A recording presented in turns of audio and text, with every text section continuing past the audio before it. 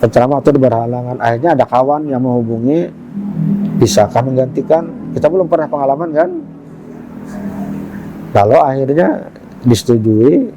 Begitu berceramah di situ, alhamdulillah ternyata banyak undangan yang lain. Nah lalu memulai, sejak itulah maka kita terlibat dengan dunia dakwah itu. Tapi akhirnya ketika tahun 1983an itu, karena terlalu banyak frekuensi dakwahnya, akhirnya saya sakit 2 tahun, sakit yang tidak bisa bangun, tidak bisa apa-apa, itu 2 tahun. Nah pada waktu sakit itulah saya bercita-cita kalau sehat ingin membangun pesantren. Jadi setiap ada orang yang menjenguk cerita, di Banjarmasin ini belum ada pesantren waktu itu, yang ada cuma madrasah di luar kota. Sejak di kilometer 7 sampai ke hulu sungai banyak pesantren, kotanya sendiri belum punya. Jadi saya ingin di Banjarmasin ada pesantren gitu. Saya di KPO juga nggak pernah melepas dakwah, bahkan di kantor KPO itu ada pengajian. Jadi kantor KPO itu saya minta kepada karyawan, habis salat zuhur jangan bubar, setengah jam tetap pengajian dulu. Di bumi Banua yang religius, lahir tokoh-tokoh besar yang mendedikasikan hidupnya untuk ilmu dan umat. Salah satunya adalah sosok yang tidak hanya dikenal di Kalimantan Selatan, tapi juga di panggung nasional. Beliau adalah Profesor Dr. Haji Abdul Hafiz Ansari. Setelah malang melintang di dunia politik hingga menggapai posisinya sebagai Ketua KPU RI, Hafiz Ansari kini kembali ke dunia aslinya sebagai pendakwah. Hari ini, di bulan Ramadan 2026, dari Masjid Al-Munawwarah di Jalan Pramuka Banjarmasin, tempat Hafiz Ansari kini rutin mengisi tausiah. Kita akan berbincang dengan tokoh asli kelahiran Banjarmasin 14 Agustus 1956 itu.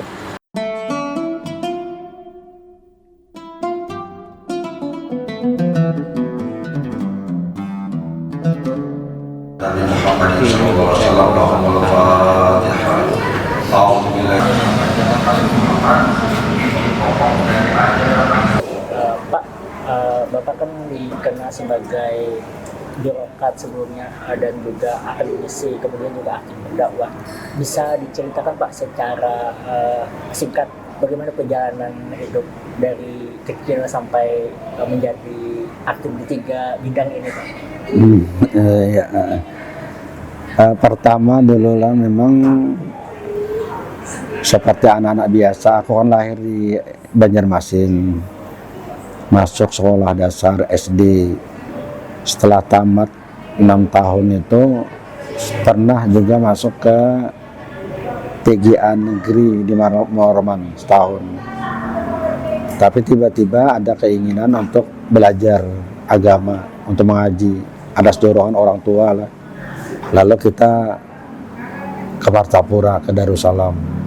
Tapi masuknya di Mu'alimin. Pada pasar Darussalam itu ada Mu'alimin namanya. Ini Mu'alimin Darussalam. Nah disitulah kita sebetulnya mulai belajar dan di samping sekolah secara formal juga di kampung-kampung belajar dari pagi sampai malam.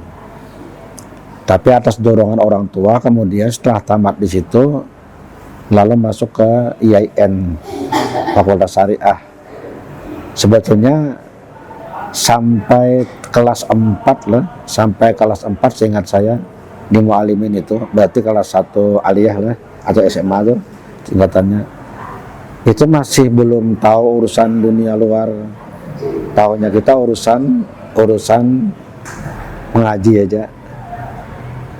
Cuma ada risiko waktu itu, kita kan pakai sarungan. Bila pulang ke Banjarmasin, orang tua kita itu kan pedagang. Kadang-kadang yang datang berkunjung itu ada juga pejabat, ada pengusaha, orang-orang elit gitu.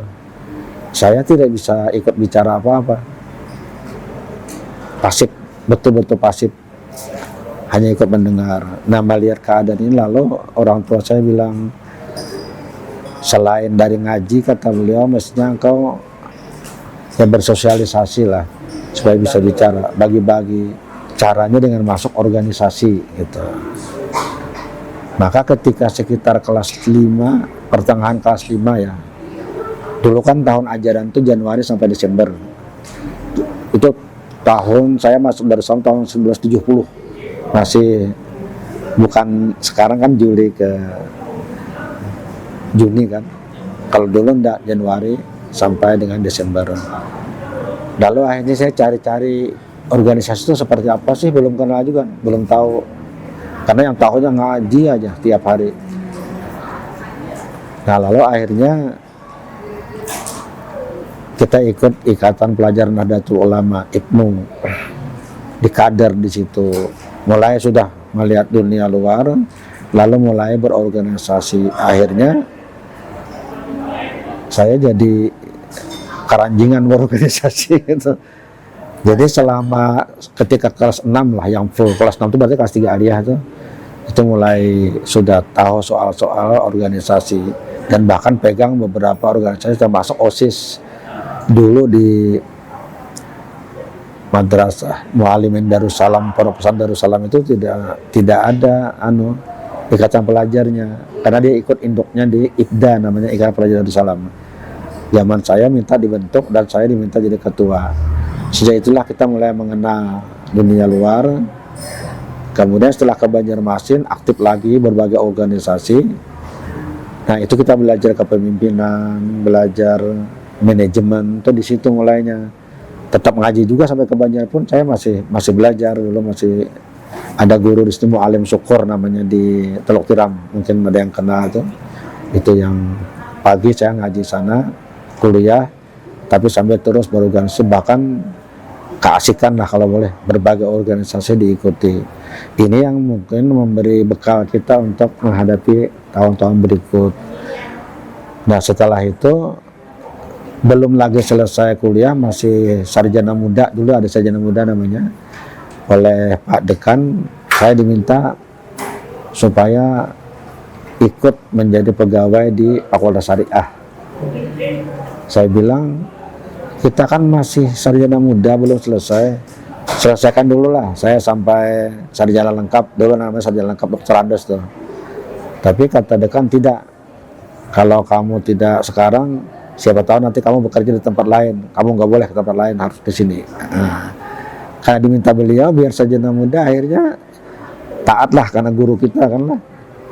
Masuklah kita ke birokrasi, itu mulainya menjadi pegawai negeri. Lalu setelah tamat sarjana baru diusulkan menjadi dosen. Itu tahun 1982 saya mulai menjadi pegawai negeri. Nah itu masuk ke birokrasi di situ. Nah modal ketika kita berorganisasi segala macam itulah yang kita gunakan untuk melangkah lebih lanjut di bidang kepegawaian. Kemudian saya juga pernah terlibat dalam kepartaian di kantor. Saya diangkat jadi sekretaris Korpri Fakultas Syariah.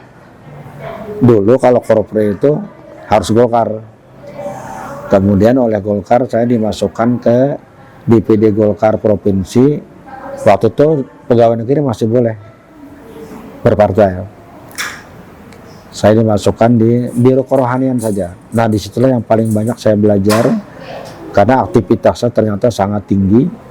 Di satu sisi orang berjuang untuk kepentingan politik dan partai, di sisi lain kita punya kesempatan untuk berdakwah. Karena saya di biro kerohanian, maka frekuensi kegiatan keagamaan itu pun sangat tinggi, melebihi dari biro-biro yang lain. Nah itu mulainya tuh di situ. Jadi ada. Nah, kemudian pada tahun itu sekitar 94 ya, itu 94 95. Saya S2-nya tuh tahun 90 S2, kemudian alhamdulillah dapat nilai yang cukup untuk tidak menulis tesis. Itulah ada kriteria, kalau nilainya 80 ke atas, hasilnya orang boleh langsung ikut S3. Alhamdulillah saya bisa mencapai nilai itu, lalu langsung S3, jadi tanpa tesis, sehingga 92 selesai, 2 tahun persis, langsung S3 nya 93, pulang ke Banjarmasin. Ya tadi dilibatkan dalam dunia politik, akhirnya sampai 98 saya tidak bisa nulis disertasi. Akhirnya kembali, lalu keluar peraturan pemerintah yang melarang pegawai negeri menjadi anggota partai. Akhirnya saya mundur dan memfokuskan kepada penyelesaian studi. Tahun 2000 alhamdulillah sudah bisa selesai studi di situ. Nah, setelah selesai itu kembali ke kampus di IAIN, ngajar seperti biasa. 2 tahun kemudian alhamdulillah dipercayakan menjadi guru besar. Jadi 2 tahun setelah ujian doktor itu sudah bisa dapat memperoleh profesornya, alhamdulillah. Jadi waktu itu fokusnya mengajar aja, tidak lain. Nah, tiba-tiba ketika mau pemilu tahun 2004, pemilu 2004 ya, waktu itu pemilu nasional, oleh Pak Gubernur melalui pembantunya, saya diminta salah satu di antara 2. Pertama, menjadi panitia atau tim seleksi anggota KPU Provinsi Kalimantan Selatan. Tim seleksi. Kalau bersedia, kata beliau itu langsung di SK-kan oleh gubernur tanpa melalui proses tes. Atau itu gubernurnya Pak Sahril Darham, saya masih ingat, alhamdulillah. Allahumma warhamhu wa'afihi. Kita kan nggak ada pengalaman di bidang kalau kepemiluan itu belum ada, walaupun kita pernah di partai. Saya bilang tidak ada pengalaman, tapi beliau yakin melalui pembantunya tadi bisa gitu. Yang kedua pilihannya menjadi anggota KPU-nya. Cuma kalau menjadi anggota KPU provinsi itu syaratnya harus ikut tes. Belum tentu lulus karena tim seleksinya bukan gubernur, tapi ada tim khusus yang menyeleksi. Setelah kita berunding keluarga, kayak kalau mau ikut di pemilu sekalian aja lah sudah ke KPU-nya. Kalau tim seleksi kan sebentar habis. Sekali kan belajar di situ, maka ikutlah tes. Alhamdulillah masuk 5 besar, lulus gitu. Setelah belajar ya tentu belajar lulus. Nah, ketika setelah selesai dilantik di Jakarta, pulang ke Banjarmasin, diadakan rapat pemilihan ketua. Ya alhamdulillah waktu itu kawan-kawan sepakat kita diminta saya ketua KPU Provinsi Kalimantan Selatan tahun 2003 itu. Peristiwanya 2003. Nah, itulah mulai kita bergelut di bidang kepemiluan 2003. Kemudian di 2005 itu ada pemilihan kepala daerah. Saya waktu itu dapat tugas dari travel Salpani, namanya Salpani Tour Banjarmasin, untuk membimbing jamaah haji. Kita berangkat haji membawa jamaah dari Salpani, namanya Salpani Tour yang di Cempaka, Jalan Cempaka. Alamatnya Haji Abu ketuanya, anak pimpinannya. Ketika kita berada di Mina, persis sudah mau menyelesaikan mabit di sana, ada yang nelpon itu Pak Maki, namanya Haji Ahmad Maki BA. Kata Pak Maki, kamu di mana? Saya bilang saya masih di Mina, sebentar lagi menyelesaikan mabit, karena kita mau ngambil napar awal bukan napar sani. Cepat pulang ke Banjarmasin, kami mau minta bantu, katanya. Ya sebentar lah, minta bantu apa? Bisa nggak dari sini cerita? Kata beliau, ini ada pemilihan gubernur dan wakil gubernur pemilu tahun 2005 waktu itu.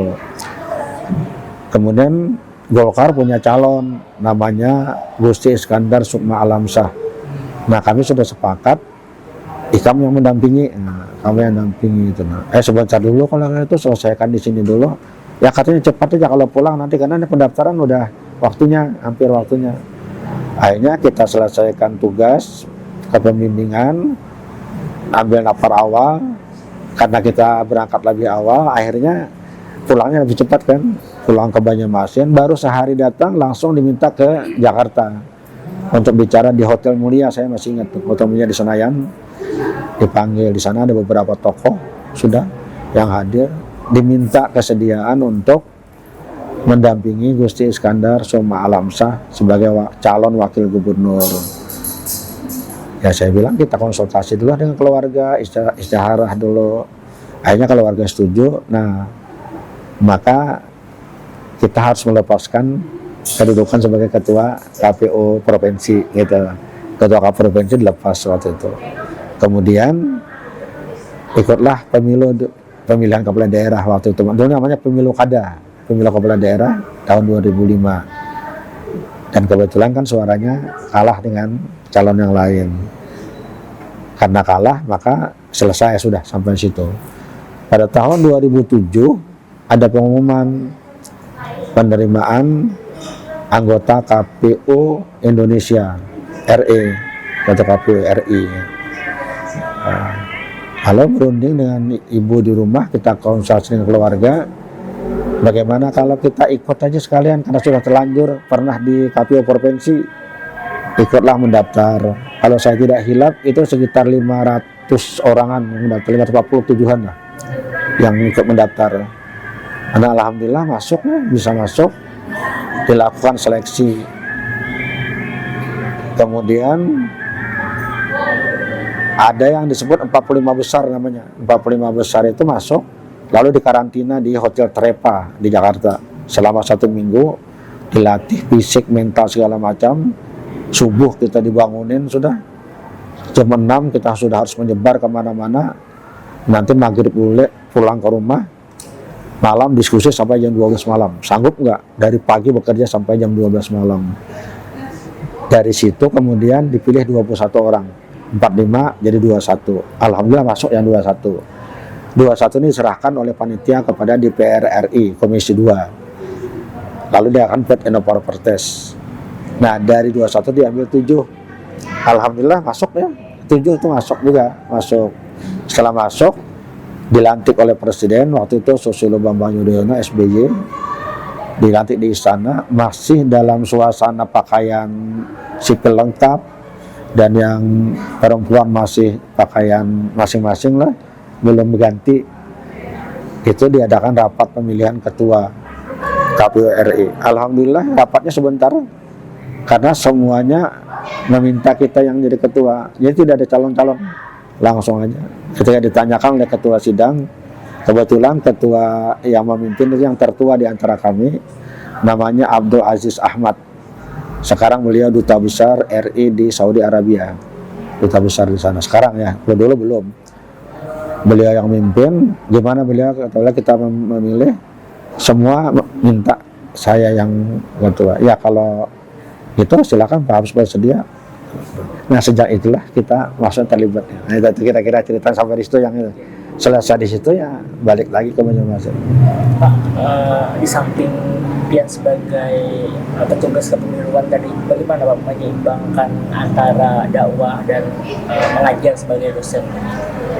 Jadi kalau selama kita bertugas di KPU kan untuk mengajar memang sudah dibebaskan gitu, sudah dibebaskan, aturannya semacam itu. Tapi tidak diberhentikan, tapi tidak dibayar untuk tunjangan segala macam. Sedangkan kalau untuk dakwah itu kan sebetulnya lah ini amanah juga dari guru-guru kita dulu waktu belajar. Saya mulai tertarik di bidang dakwah itu ya tadi ketika sekitar kelas 5-an itu ada seorang idola saya waktu itu yang luar biasa menurut saya waktu itu lah, masih sekolah itu, namanya Habib Alwi Al-Attas. Alhamdulillah ingat, mudah-mudahan Allah maafillah. Ini dari Kewitang. Beliau datang ke Martapura, beliau berceramah di Masjid Al-Karamah Martapura depan masjid. Manusia yang banyak luar biasa yang hadir. Ceramahnya itu luar biasa lah, semangat yang berapi-api gitu.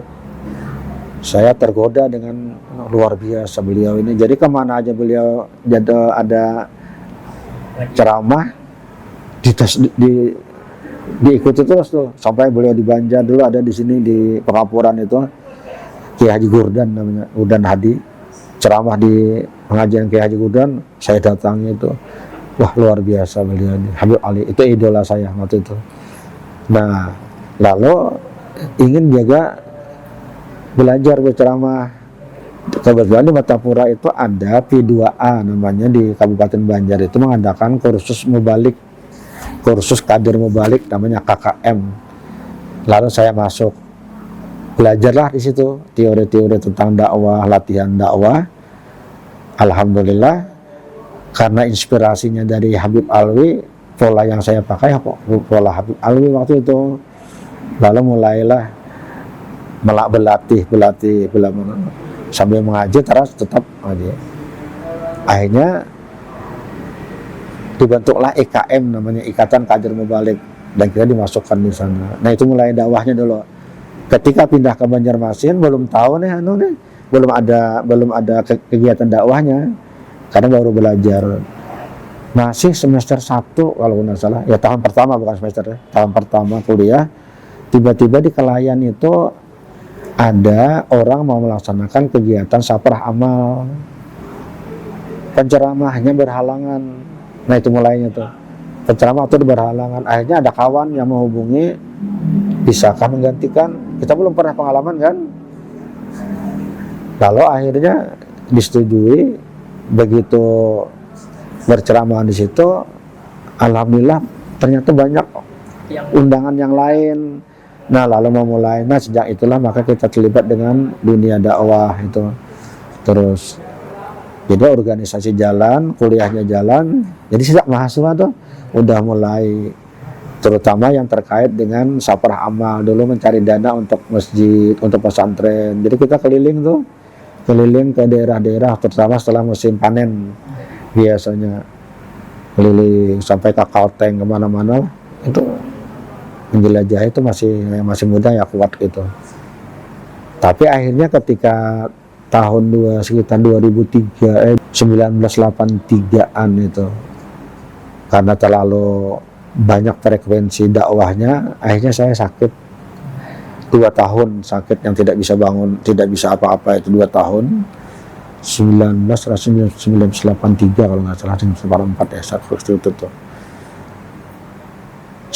Sakitnya itu kalau kita hanya bisa berbaring bertelantang gitu ya. Setiap kali bangun darah yang keluar, darah. Ternyata paru-parunya bolong. Diduga kuat itu karena pertama pakai motor lah, kendaraan. Yang kedua, acara saprah amal itu rata-rata tengah malam selesainya. Jam 2, jam 3. Dan tempatnya di lapangan terbuka, biasanya ini sawah ya. Sudah dipanen, dirikan panggung situ, ceramah, jadi anginnya luar biasa. Bahkan saya sempat pernah sampai jam 4 subuh baru selesai, karena bupati hadir tuh di pagi hari. Rupanya sakit. Nah pada waktu sakit itulah saya bercita-cita kalau sehat ingin membangun pesantren. Jadi setiap ada orang yang menjenguk cerita, di Banjarmasin ini belum ada pesantren waktu itu, yang ada cuma madrasah di luar kota. Sejak di kilometer 7 sampai ke hulu sungai banyak pesantren, kotanya sendiri belum punya. Jadi saya ingin di Banjarmasin ada pesantren gitu. Nah rupanya ada yang merespon, lalu menawarkan tanah. Dari beberapa yang beliau punya, saya pilih yang di Pekapuran Raya. Maka lahirlah Pondok Pesantren Istiqamah itu sekitar 1985 waktu itu kita mulai membangun, sampai sekarang alhamdulillah masih eksis pesantrennya. Nah itu mulainya dakwah itu di situ. Nah kemudian sedangkan jadi dosen tadi kan mulai tahun 1982 itu formalnya, tapi ngajarnya sebenarnya sudah, masih mahasiswa itu sudah mengajar, masih setelah BA itu sudah diminta jadi asisten dosen waktu itu, sampai akhirnya diangkat. Jadi alhamdulillah serasi aja ketiga-tiganya jalan. Saya di KPO juga nggak pernah melepas dakwah, bahkan di kantor KPO itu ada pengajian. Nah kebetulan kitabnya pas ini yang saya pakai nih, yang kita pakai di sini. Jadi kantor KPO itu saya minta kepada karyawan habis salat zuhur jangan bubar, setengah jam tetap pengajian dulu. Alhamdulillah tidak pernah meninggal. Termasuk ceramah-ceramah juga diminta ke beberapa, termasuk khotbah gitu. Jadi saya sering khotbah di Masjid Atin, di masjid, bahkan di IAIN sana keliling ya, masih kegiatan walaupun tidak sebanyak di Banjarmasin ya, tapi tidak pernah melepas kegiatan. Alhamdulillah. Jadi dibagi-bagilah waktunya gitu. Pak, setiap daerah itu kan punya budaya yang berbeda-beda. Kalau menurut Pian sendiri, seni dakwah di Kalsel ini apa yang membuat unik dan berbeda dari daerah lain? Semangat keagamaannya tingginya luar biasa, walaupun pengamalan keagamaannya sedikit ada yang bervariasi. Saya tidak mengatakan rendah, tapi bervariasi. Semangat keagamaan itu maksudnya kalau ada kegiatan yang bernuansa agama itu antusiasnya masyarakat kita luar biasa. Tapi ketika dia pengamalan keagamaannya itu masih bercampur baur lah. Di satu pihak kalau sudah peringatan Maulid itu luar biasa, peringatan Islam luar biasa. Tapi ketika soal ibadat, soal kejujuran, misalnya segala macam itu masih ada yang campur. Nah karena itulah maka dakwah ini tentu saja kita mengarahkannya kepada karakter itu masyarakat Banjar kita yang gampang berubah itu. Bagaimana supaya bisa istiqomah lah, konsisten itu. Nah, itu yang diajarkan. Yang kedua, masyarakat Banjar ini lebih cenderung pandangan saya kepada hal-hal bersifat spiritual, tasawuf lah gitu. Kurang tertarik dalam soal-soal syariat hukum. Jadi kalau kita bicara itu rukun Islam sekian, rukun sembahyang sekian, itu kayaknya tidak banyak responnya. Ini pandangan saya lah. Tapi kalau sudah bicara soal hakikat, bicara soal kebatinan, bicara soal syir segala macam, itu kayaknya peminatnya banyak. Nah karena itu biasanya saya mencoba ya dengan sedikit yang kita bisa itu untuk memadukan ini. Bagaimana menyeimbangkan antara 3 komponen keilmuan dalam Islam itu. Pertama tauhidnya, yang kedua fikihnya, ketiga tasawufnya. Ini bisa sinkron 3 macam ini. Jangan hanya orang bertasawuf tapi tidak berfikih, orang fikih tapi nggak bertasawuf, apalagi kalau tidak bertauhid. Yang kedua, tidak bisa juga dalam bentuk paksaan. Karena itu maka dalam teori dakwah itu kan basiran wa naziran namanya. Basiran itu memberikan kabar gembira, naziran itu memberikan ancaman-ancaman. Dalam pandangan saya orang Banjar tidak bisa diancam-ancam terus, tapi yang paling banyak justru diberikan basirannya, targibnya, diberikan kabar gembiranya. Itu yang bikin mereka bersemangat, karena karakternya kan karakter agamis mereka itu. Ya kalau amalkan ini, dapat ini, wah itu bangga mereka itu. Walaupun ya tadi risikonya, dosa masih dikerjakan karena tarhibnya kurang. Jadi imbangkanlah. Nabi itu kan juga imbang itu. Tapi kalau misalnya disuguhi terus ancaman-ancaman, itu akhirnya bisa frustasi dia, bisa putus asa, seolah-olah tidak ada harapan untuk bisa selamat itu. Tapi kalau kita berikan bahasa tasawuf itu raja namanya. Raja itu harapan, tapi ada khaufnya, ketakutan. Raja terus bisa lengah tanpa ada rasa takut. Takutnya tetap harus dimasukkan. Saya kira itu anunya kalau di orang Banjar itu.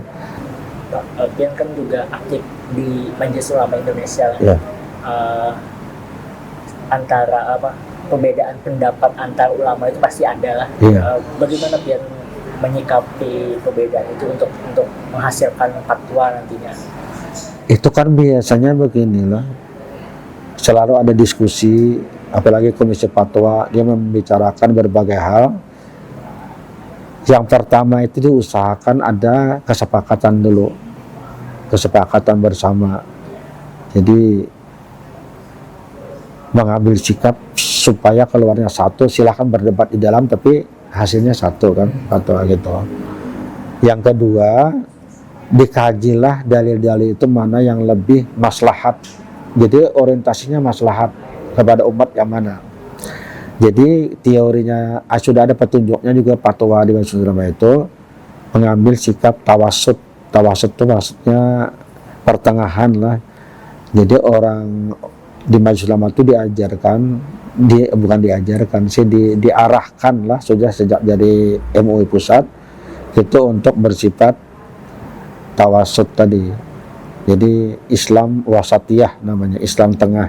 Kan ada dua nih, ada dua, ada yang ekstrim kanan, ada yang ekstrim kiri. Tatarut namanya tatarub yamini, tatarub yasari. Ekstrem kanan ini pada umumnya itu agak keras lah, keras doktrinal, dan ekstrim sampai gerakan fisik lah kira-kira gitu. Pokoknya serba haram, nggak boleh, kalau perlu dengan revolusi kayak gitu. Nah ini dihindari nih, dalam majelis ulama nggak boleh nih. Yang kedua ekstrem kiri, tatarub yasari itu terlalu longgar, liberal. Nah yang liberal ini juga tidak boleh, serba boleh jadinya ini. Bahkan sampai misalnya semua agama sama saja, yang penting kita berbuat baik. Nah itu tidak bisa diterima, ini sudah keluar juga. Diambillah jalan tengah. Oleh karena itu maka apabila terjadi perbedaan pendapat, dicari kompromi dulu. Kalau nggak bisa, ayo kita cari mana yang lebih maslahat. Cari pendapat-pendapat ulama mana yang kita bisa ambil. Pak, di tengah perkembangan zaman kayak ini kan media sosial marak nih, dan istilah ustadz instan itu banyak lah di media sosial. Bagaimana MUI khususnya Pian melihat hal ini, dan bagaimana membentengi agar apa istilahnya tuh yang perlu kita siapkan agar tadi tidak keluar dari ajaran? Ya, sebenarnya lah kita pendidikan lihat itu bagus saja, banyak ustadz instan itu selama dia masih di dalam jalur Ahlussunnah wal Jamaah, di dalam jalur keislaman. Karena itu maka yang perlu dipantau itu adalah apakah yang disampaikannya itu tidak menyimpang dari ajaran. Jadi kita punya kriteria itu di KMU itu ada 10 kriteria yang disebut aliran sesat. Itu yang kita jaga itu. Kalau ini ada, biasanya dilakukan pendekatan kepada orang yang bersangkutan untuk diluruskan kalau dia memang tidak benar. Jadi kita tidak secara ekstrim untuk memotong. Wah ini ustadz baru ini belum apa-apa, masih ibaratnya terlalu muda. Tidak, biarkanlah kita kembangkan, tapi yang dijaga jangan sampai dia keliru. Masih di media sosial, Pak, Ulun biasanya memantau di media sosial tuh banyak perdebatan soal agama ini. Ini benar, ini salah. Nah, Ian melihatnya seperti apa? Jadi beginilah, perbedaan pendapat itu hal yang tidak bisa dihindari. Semua agama, jangan cuma Islam. Tinggal lagi apakah ada argumentasi yang bisa dipergunakan oleh syariat, itu aja lagi. Karena kalau yang namanya beda-beda pendapat itu biasalah, sudah di mana-mana. Di zaman Nabi aja udah sahabat banyak beda pendapat zaman Nabi.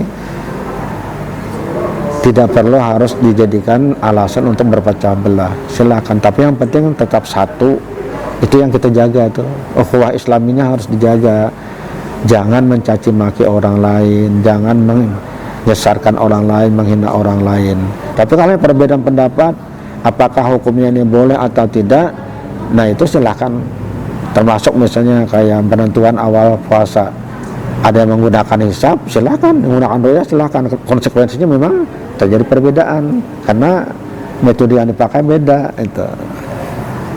Pak, adakah cita-cita Pian yang belum tersampaikan atau saat ini masih diperjuangkan untuk umat Islam di Kalimantan Selatan? Saya inilah sejak pesantren itu satu ukhuwah Islamiyah itu ingin sekali ukhuwah Islamiyah itu seperti di zaman Rasulullah SAW. Ansar, Muhajirin, belum lagi yang di luar itu orang-orang yang baru-baru Islam, mu'alaf orang Yahudi segala macam, bisa satu loh di zaman Nabi, tidak ada persoalan. Nah itu yang saya ingin, makanya turun namanya dari risalah lah kalau sarjana muda tuh. Risalah saya pertama itu tentang hak muslim, ada muslim yang lain, untuk diperjuangkan supaya ukhuwah. Walaupun sampai sekarang saya merasa itu berat sekali, karena kita sudah terlalu banyak kotaknya. Rumahnya sudah bagus, Gana rumah Islam, tapi kamar-kamarnya terlalu banyak nih. Bukan kamar paham saja, kamar organisasi, kamar politik, bahkan kamar daerah. Ada kamar daerah, lalu ini bubuhan si anu, bila lain bubuhan kita tidak diterima. Nah ini yang paling berat itu. Tapi ya tetap aja kita suarakan terus loh itu. Pada akhirnya nanti kepentingan ukhuwahnya menurut saya lah masih perlu peningkatan. Kadang-kadang kepentingan politik lebih tinggi daripada ukhuwah. Karena kepentingan politik partai tertentu atau karena kepentingan organisasi tertentu, organisasi A, organisasi B beda pendapat, yang mana yang diutamakan? Bubuhan kita dulu, walaupun ukhuwah kadang-kadang terancam. Nah ini yang kita sedih tuh, bagaimana bisa mewujudkan ukhuwahnya di depan dulu, kita siap mengalah gitu. Saya jujur aja, saya orang NU, tapi di Banjarmasin di Muhammadiyah siapa nasihat khutbah? Masih bahkan ceramah-ceramah bisa tidak apa-apa. Tentu kita tidak membawa paham kita yang berbeda gitu. Itu aja, tidak paham berbeda. Pak, dari sebagai pejabat publik, kemudian akademisi sampai pendakwah, peran mana yang menurut kalian tuh lebih dekat kepada Tuhan? Sebenarnya semuanya sama aja, sama. Asal itu dimanfaatkan untuk ibadah, itu aja. Kita berdakwah bagus, nyata, tapi kalau niatnya nggak baik, sama rusaknya kan. Kita jadi pejabat, itu kan ada itu yang disebutkan, 1 hari pejabat yang adil, pemimpin yang adil itu lebih baik daripada ibadah 60 tahun. Makanya kalau saya berpendapat, tidak apa-apa jadi wali kota, jadi bupati, jadi gubernur, bahkan jadi presiden, nabi aja jadi pejabat. Sahabat Abu Bakar, Umar, Utsman, khalifah semua gitu. Tapi kalau yang berpendapat jauhilah politik, juga kita hargai. Karena memang politik itu kan netral, tapi banyak praktiknya yang menyimpang. Banyak orang yang karena soal jabatan berbuat dosa dan maksiat. Dimaklumi, jangan dikecam ini, silahkan pendapat macam itu. Nah kita yang berpendapat bahwa politik itu harus diikuti, sebab kalau tidak beginilah nanti orang yang akan mengisinya. Kalau tidak, bayangkan kalau umat Islam semuanya diajak tidak usah jadi bupati wali kota, kalau gitu umatnya mana yang jadi wali kota? Sedangkan peranan politik itu dalam agama kan luar biasa besar. Hampir semua sejarah agama Islam yang berkembang itu didukung oleh politik. Kalsel ini sebelum kerajaan Banjar berdiri banyak umat Islamnya.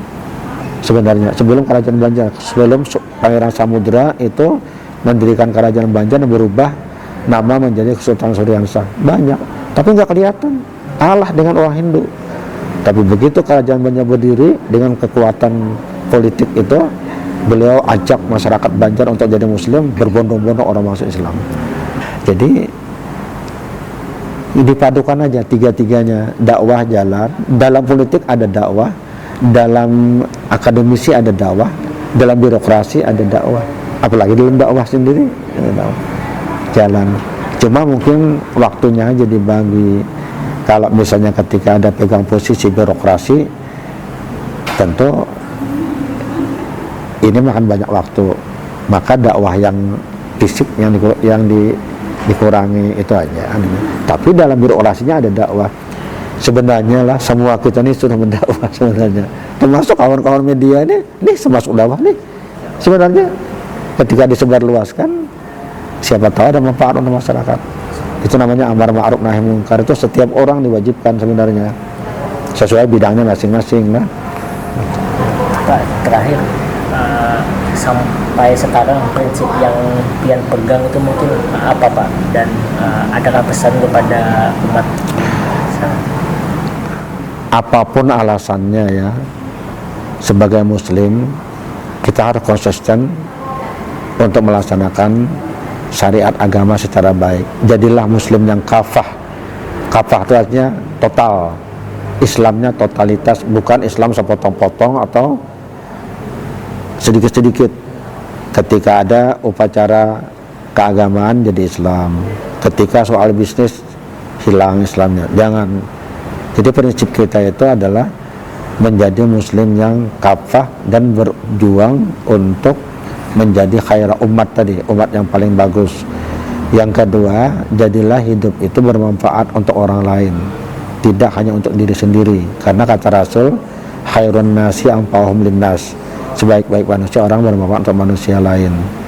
Yang ketiga, berjuanglah juga seperti Rasul untuk menegakkan agama dengan baik sesuai dengan kapasitas dan kapabilitas kita masing-masing. Itu yang penting itu. Nah, prinsip ini yang dipegang.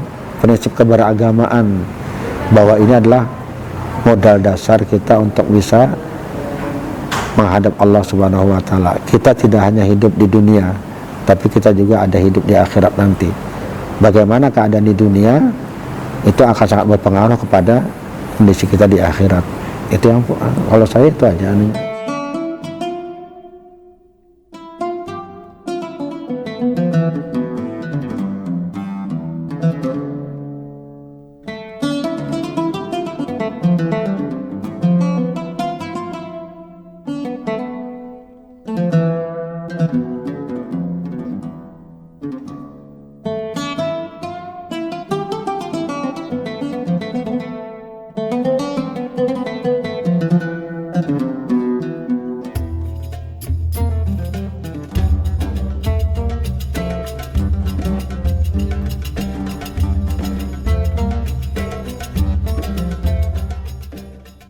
Ya, demikianlah tadi perbincangan kita dengan Profesor Abdul Hafiz Ansari. Sampai jumpa di episode selanjutnya. Download Tribun X sekarang, menghadirkan lokal menjadi Indonesia.